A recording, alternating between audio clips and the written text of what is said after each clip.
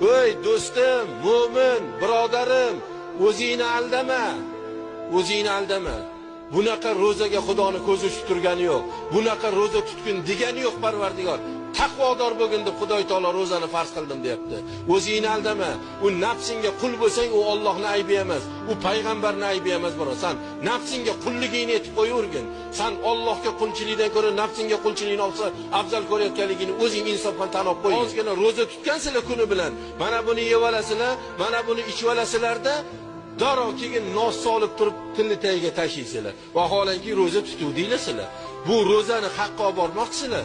Bu ro'zani kimga keragi bor? Qani aytinglarchi? Kimga keragi bor? Oranglarda nechta chilimkashlar o'tiribdi, hozir pachkasini siqib o'tiribdi, g'ijimlab. Tezroq duo qilsaydi, bitta tortib olsam edi deb o'tirganinglar bor. Yosh yigitlar bor oranglarda. Baquvvat-baquvvatliklar bor. Shu kungacha ro'za tutmadinglar. O'ylamanglar, bu shunchaki yopildi, qozon yopiqligicha qoldi demanglar. Mana shu 25 kun davomida tutmagan ro'zaylar birodarlar.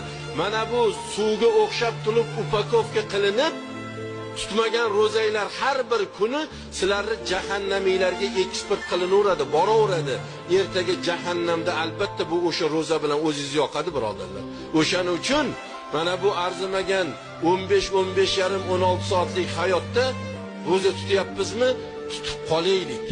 Bu fursatlar g'animat. Alloh subhanahu va taolo taqvoni ega bo'larmikin siz deb ro'zani farz qildim deyaptimi? Bugun ro'zani tutaylik.